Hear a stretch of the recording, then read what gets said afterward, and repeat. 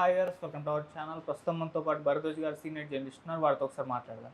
Sir నమస్కారం. Sir నమస్తే అండి. సార్ ప్రభాస్ గారి ఫౌజీ సినిమా ఒకటి రాబోతుంది కదా, అయితే ఈ సినిమాలో హీరోయిన్ పాకిస్తాన్ అమ్మాయి ఇమాన్విని పెట్టుకున్నారని చెప్పేసి చాలామంది ఆగ్రహం వ్యక్తం చేస్తున్నారు. నెటిజన్స్ సోషల్ మీడియాలో పోస్టులు కూడా పెడుతున్నారు.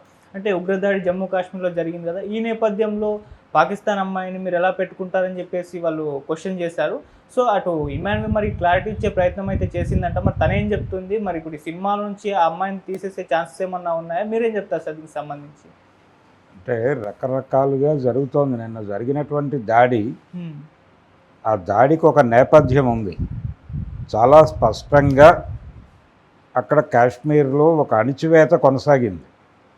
ఆ అణిచివేత కొనసాగింపు అంటే నోరు మూసి మాట్లాడే అవకాశం లేకుండా చేసి శాంతి నెలకొల్పామని చెప్పుకుంటున్నారు.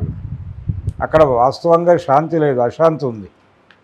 ఆ అశాంతి తాలూకా ఫలితమే నిన్న జరిగినటువంటి సంఘటన. దాని మూలాల్లోకి వెళ్ళి ఎందుకు జరిగింది అనేది కాకుండా తిరిగి వీళ్ళ పాత మందు పూసేటువంటి ప్రయత్నం చేస్తున్నారు. ఎవరు చెప్పారు ఆ అమ్మాయి ముస్లిం కాబట్టి లేదా పాకిస్తాన్ కాబట్టి వెళ్ళిపోమని? ఎవరు మాట్లాడుతున్నారు? మీడియా రాస్తోంది. ఎవరైనా డిమాండ్ చేశారా పబ్లిక్ నుంచి? లేదు కదా. మీడియా వెంటనే అలర్ట్ అయిపోయి ఈ దేశంలో ఉన్నటువంటి అంటే దేశభక్తి ప్రదర్శించటము, నిన్నటి సంఘటనకి సానుభూతి ప్రకటించటము అనగా ఆ సంఘటనకు సానుభూతి ప్రకటిస్తే సరిపోతుంది అనుకోవట్లే వీళ్ళు. ఆ సంఘటనకు సానుభూతి ప్రకటించండి, అది జరగడానికి కారణాలు ఏమిటో అన్వేషించండి, ఆ కారణాలను రూపుమాపడానికి ఏం చేయాలో ఆ ఆచరణలోకి వెళ్ళండి. అది మానేసి ముస్లింలు చంపారు కాబట్టి ముస్లింల మీద రివెంజ్ తీర్చుకుంటామనే ప్రోగ్రాం, సర్జికల్ దాడులు జరగాలి పాకిస్తాన్ మీద, పాకిస్తాన్ వాళ్ళు ఎవరైనా ఇక్కడ ఉంటే చంపేస్తాం, ఈ ధోరణి కరెక్ట్ కాదు. ఇది ఈ రకమైనటువంటి ఒక భావజాలాన్ని అందరి మెదళ్లలోనూ నింపుతున్నారు. నిజానికి ప్రభుత్వమే ఉగ్రవాదిగా బిహేవ్ చేస్తోంది ఈ దేశంలో. ప్రభుత్వ ఉగ్రవాదం గురించి మాట్లాడట్లేదు ఎవరు. అనేక చోట్ల ప్రభుత్వం చేస్తున్న హత్యలు కనిపిస్తూనే ఉన్నాయి విజిబుల్గా. వాటన్నిటినీ పట్టించుకోకుండా నిన్న అక్కడేదో ఉగ్రవాద దాడి జరిగింది కాశ్మీర్లో, చనిపోయారు. దానికి డెఫినెట్గా సానుభూతి తెలియజేయాలి. కానీ ఆ సమయంలో అనుసరించాల్సినటువంటి సంయమనం వదిలిపెట్టకూడదు. భారతదేశంలో అనేక మంది పాకిస్తాన్ నుంచి వచ్చి ఇక్కడ బతుకుతున్న వాళ్ళు ఉన్నారు, బర్మా నుంచి బతుకుతున్న వాళ్ళు ఉన్నారు, ఇతర ప్రాంతాల నుంచి వస్తున్నటువంటి హిందువులను హక్కును చేర్చుకుంటాం. కానీ ఈ ప్రాంతం నుంచి వెళ్ళిపోయి మళ్ళీ తిరిగి ఇక్కడికి రావాలనుకుంటున్నటువంటి ముస్లిమ్స్కి మాత్రం అవకాశం లేదు. వచ్చిన వాళ్ళని కూడా మేము ఇక్కడ నుంచి గెంటేస్తాం అన్న పద్ధతిలో వ్యవహరిస్తోంది కేంద్ర ప్రభుత్వం. ఆ వ్యవహారంలో భాగంగానే ఇప్పుడు జరిగిన సంఘటన మీద ఏదో ఒక సమూహాన్ని, ఆ సమూహం మీద ముద్ర వేసి ఆ సమూహం మీదకి మిగిలిన సమూహాలన్నింటినీ రెచ్చగొట్టి గెంటేటువంటి కార్యక్రమం నడుస్తోంది. అందులో భాగమే ఇప్పుడు ఆ అమ్మాయి ఫౌజీ సినిమాలో హీరోయిన్గా వాళ్ళు తీసుకుంటే ఆ అమ్మాయి మీద దాడి. ఇప్పుడు ఆ అమ్మాయి తనని తాను వివరించుకోవాల్సిన పరిస్థితి కల్పించారు. నేను ఇండో అమెరికన్ని అని చెప్పుకుంది అమ్మాయి. అంటే నా మూలాలు ప్రాపర్గా అన్వేషించకుండా మీడియాలో కథనాలు వచ్చేస్తున్నాయి అని కూడా ఆవిడ బహిరంగ ప్రకటన జారీ చేసుకుంది. అంటే అలా చెప్పుకోవాలి, సరెండర్ అవ్వాలి. లొంగుబాటు కోరుకుంటోంది అక్కడ. లొంగిపోతే క్షమించి వదిలేస్తాం, లేకపోతే దాడులకి తెగబడతాం అన్నట్టుగా తయారైంది పరిస్థితి. ప్రతీకారం కాదు ఇప్పుడు కావాల్సింది. ప్రతీకారము, సర్జికల్ దాడులు ఇవన్నీ మాట్లాడుతున్నారు. అసలు ఆ దాడి జరగటానికి రీజన్ ఏమిటి అనే దాని మీద ఒక పరిశోధన జరగాల్సిన అవసరం ఉంది. కనీసం మీడియా బాధ్యత అది. మీడియా ఆ దాడి వెనకాల ఉన్నటువంటి వ్యక్తుల్ని, శక్తుల్ని కదిలించి వాళ్ళు క్లెయిమ్ చేసుకున్నారు ఓపెన్గానే. ఆ క్లెయిమ్ చేసుకున్న వాళ్ళతో మాట్లాడి, అక్కడ ఉన్నటువంటి ఇతర ముస్లిం సమూహంతో మాట్లాడి దాని గురించినటువంటి అది జరగటానికి ఉన్నటువంటి కారణం ఏమిటి, ఆ రెసిస్టెన్స్ ఫ్రంట్ తాలూకా ఐడియాలజీ ఏమిటి అనేది ఎక్స్పోజ్ చేయటం అనేది ప్రోగ్రామ్. ఇప్పుడు ఎవరు చేయాల్సిన పని అయినా అదే. ఇంకొక సమూహం మీద రెచ్చగొట్టడం కాదు.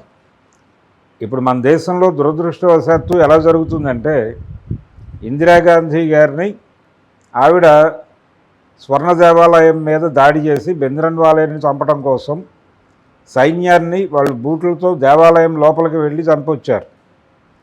బెంద్రన్వాలేతో పాటు చాలామందిని చంపారు అక్కడ.